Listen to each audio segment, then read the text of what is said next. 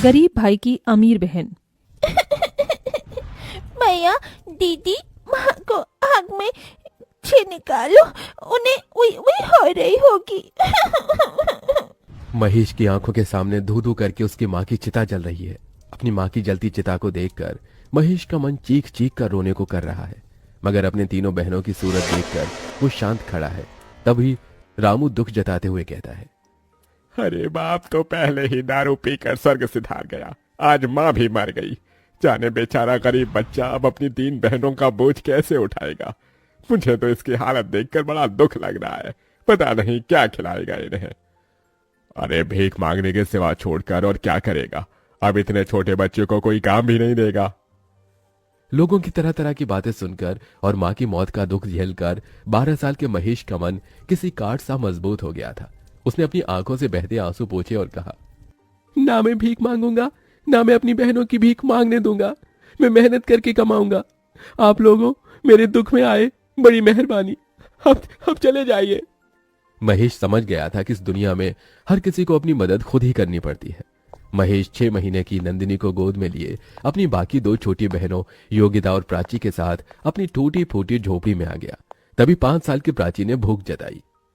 भैया भूख लगती है, खाना चाहिए, माँ तो मर गई, अब हमको खाना बनाकर कौन खिलाएगा। अपनी गरीब बहन की बात सुनकर महेश की आंखों में आंसू की बदरा बरस गई। अरे छुटकी, तेरा भैया है, मैं बनाऊंगा खाना। फिर जैसे वो राशन के डिब्बे में देखता है तो बस थोड़े से चावल रखे होते हैं। महेश चूल्हे का धुआं सहकर गीले चावल बनाने लगा और दोनों बहनें योगिता और प्राची नंदिनी को गोद में लिए टकटकी लगाए चूल्हे की ओर देखती रहीं। तभी महेश का हाथ जल गया। माँ! क्या हुआ भैया, आप ठीक तो हो? योगिता को अपने गरीब भाई से बहुत लगाव था। हाँ बहन, मैं ठीक हूँ।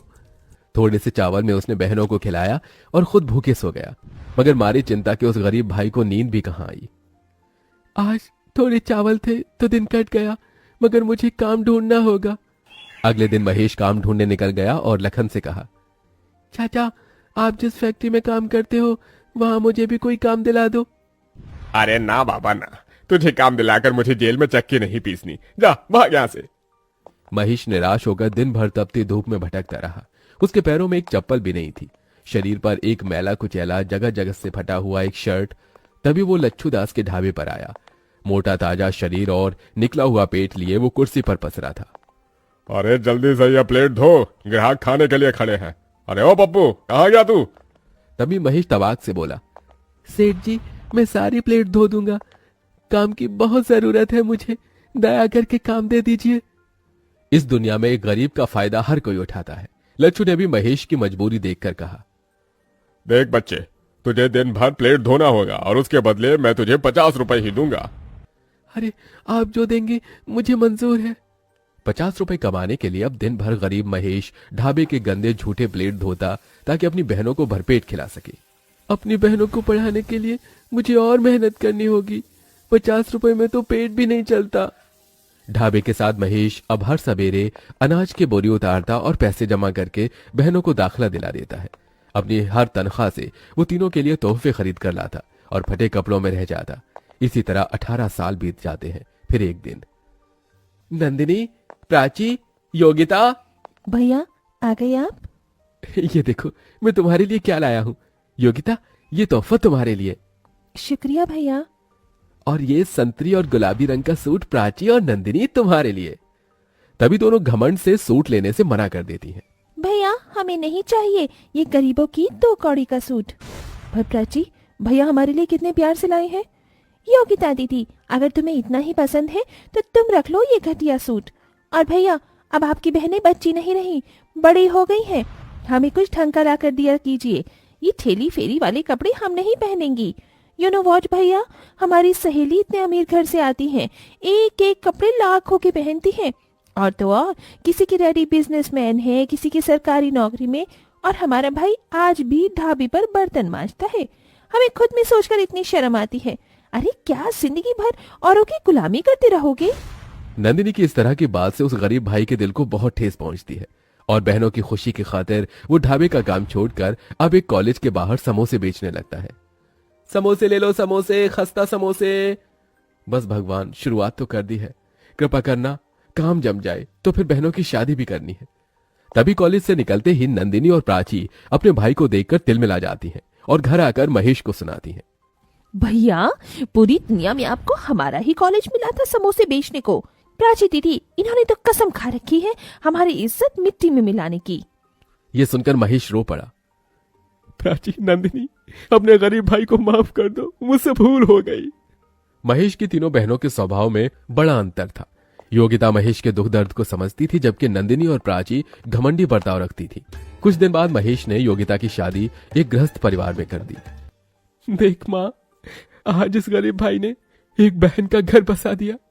योगिता भी खुश थी। वहीं प्राची और नंदिनी ने कहा, भैया, आपको हमारे लिए रिश्ता देखने की कोई जरूरत नहीं, क्योंकि हमने अपना जीवन साथी चुन लिया है। पर लड़का कौन है, क्या करता है? चिंता मत कीजिए भैया, वो योगिता दीदी के पति की तरह चपरासी नहीं जिसे आपने पसंद किया था। देखिए भैया, सारी जिंदगी तो इस गरीबी के सिवा आपने हमें कुछ दिया नहीं। कम से कम हमारी शादी ढंग से करना, क्योंकि हमारे होने वाले ससुराल वाले बहुत इज्जतदार हैं और आपकी तरह गरीब नहीं।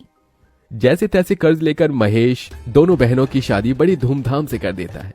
दोनों अपने आलीशान ससुराल में खुशहाल तरीके से रहने लगती हैं, मगर महेश बड़े कर्ज में आ जाता है, जिसके चलते वो दिन रात काम करता है। एक दिन दोनों अमर बहनें 5 स्टार होटल में अपनी सहेलियों के साथ आती हैं। OMG गाइस, शादी के बाद तुम दोनों की तो बात ही बदल गई है। यार, बड़ी भूख लगी है, जल्दी से ऑर्डर दे दो। वेटर। जी मैडम। फिर जैसे ही दोनों अमीर बहनें गरीब भाई को वेटर के भेष में देखती हैं, तभी नीता कहती है, हे नंदिनी, इस वेटर की शक्ल तो तुम्हारे भाई से मिलती है। नो नीता, हमारा कभी कोई भाई नहीं था। ये सुनकर महेश का दिल ढहक ढहक कर रो देता है। मेरी गरीब हैसियत की वजह से आज मेरी अमीर बहनों ने मुझे भुला दिया। इस दुनिया में दौलत के आगे रिश्ते का कोई मोल नहीं है। कुछ देर बाद, अरे ओ वेटर, चल यहाँ। जी। तभी प्राची अमीरी की ऐंठ से अपने पर्स से पैसे निकालकर महेश के हाथ में थमाती है। ये लो, टिप समझ कर रख लो। दौलत के गुमान में चूर दोनों अपने गरीब भाई की बेइज्जती करके चली जाती हैं। उस दिन से महेश अमीर बनने का ठान लेता है और वक्त ऐसी करवट लेता है कि महेश कुछ ही सालों में बहुत अमीर हो जाता है और वहीं उसकी दोनों बहनें बुरे हालातों में पहुंच जाती हैं और दोनों आंखों में आंसू लिए हुए मदद मांगती हुई आती हैं। भैया, क्या बात है, मेरी अमीर बहनों को इस गरीब भाई की याद कैसे आ गई? हमारे पतियों का बिजनेस में बहुत बड़ा घाटा हुआ है। घर द्वार सब कुछ बिक गया। आपने जो काम शुरू किया है उसके लिए आपको 2 लोगों की जरूरत है। अगर वो नौकरी आप हमारे पतियों को दे दे तो बहुत मेहरबानी होगी। मेरे साथ काम करने से अगर तुम्हारे पतियों की इज्जत नहीं जाती तो उन्हें भेज देना। अपने गरीब भाई का दया भरा मन देखकर दोनों का घमंड टूट जाता है और उनकी भटक भी खुल जाती है। दोनों अपने किए की माफी मांगती हैं। भैया, हम दोनों से भूल हो गई। जिस भाई के पाँव धोकर पीना था उसे पूजना था। हमने अपने उसी माता पिता समान भाई को उसके गरीब हालातों में कोसा, मगर आज आपने हमारे लिए इतना किया। थैंक यू भैया। दोनों के आंसू देखकर आखिर बीती बातों को भूलकर महेश अपनी दोनों बहनों को गले लगा लेता है और धीरे धीरे स्थितियां ठीक हो जाती हैं।